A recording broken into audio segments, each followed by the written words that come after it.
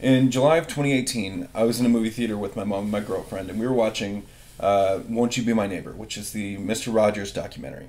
I had dabbled behind the scenes in, magic videos and stuff like that, mainly as an editor, but I never had an idea that I thought was good enough to warrant putting myself on camera and making myself sort of the star of this whole thing. But when I was watching that documentary, Mr. Rogers frequently had folks come on his program and be the unique expert on something. And to me, I kind of had this aha moment. And me, my mom, and my girlfriend on this July day, we're standing out in the parking lot for, God, probably like an hour or something. We all got a sunburn on one side of our bodies because I'm standing there talking about this idea that I had in the theater. And it was exactly what you see today in our last few episodes. A community-based program where people could come and be the collector expert, the brewer expert, or the Vorthos person, or whatever it may be.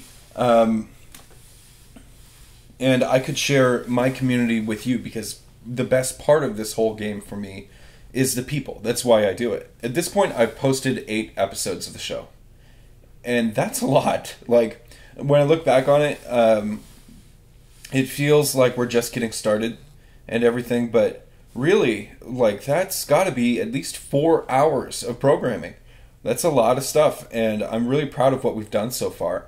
But that doesn't mean that we've perfected it. I would say that it is kind of overextending me, depending on my workload at work. Like, we can make it work. It's just, it is a lot of work. It's not easy to do that. But there came a point where I had to say to myself, the random commenters on Reddit or whoever who say things that get to you, take them seriously. Like, they might be saying something in a super rude way. And keep in mind, this is only like 1 or 2 people per post that'll say something rude. What they are saying could be valid. So I took one of them very seriously where the guy was like, listen, it took you a very long time to get into the deck tech at all. And by the time you got into it, I wasn't interested. Like, you're talking as 2 friends on screen, and I don't know who you guys are. And it was super offensive and stuff. And I'm like, that's the point of this show and everything, as I'm explaining it away to him. Like, I need to have a better excuse than that's just what this show is. So at the same time this was happening, members of the crew had started learning how to play Magic and asked me, why aren't we doing gameplay footage? And I'm like, well, I think there are plenty of people doing gameplay footage out there, and gameplay footage is hard to do. So I think we're going to let them take care of that. And then the more I thought about it, like, we do have all the equipment that we need to be able to accomplish that. So why not? I was thinking of ways to, like, transform it. My friend Jim from the Spike Feeder said, you should do Hot Ones. It was like a light went off, like everything suddenly made sense. Instead of having a different series of videos that was like Hot Ones, we'll take the first half of the show and transform that into Hot Ones. So what if, instead of just catching up with the guests the first half of the program and, doing a classic talk show interview, what if we did a play test before the deck tech? What are you doing? To show off how the deck is supposed to work. So the difference between actual gameplay and a playtest being we script the opening hand so that we see what the deck wants to do, and it doesn't have any mana problems, but it's also not like it combos off on turn 2 or anything like that. We're gonna have problems, aren't we? So we're gonna do that. We shot that already, and I was really pleased with it straight out of the can. I got into the software and I'm like, wow, this looks great. But then I started to notice, like, dude, I am playing like garbage. I'm just playing so bad. And the way that I do things is we're going to do this until it breaks. And then when it's broken, we're going to fix it.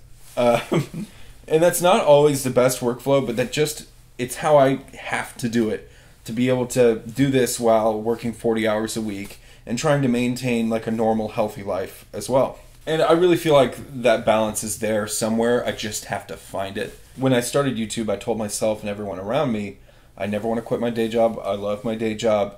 I have no interest in giving that up to do this.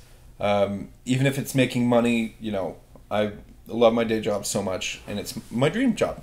I said that from the perspective of someone who was thinking YouTubers quit their day jobs because their aspiration is to work on their own thing, be their own boss, and focus, you know, all of their time on their content. And the deeper I go down this rabbit hole over the last 6 or so months, I've realized it's not about that. It's because this stuff is really hard to do while maintaining a career. And I still am not going to quit my day job. That requires me to put in extra effort to make this simpler to produce.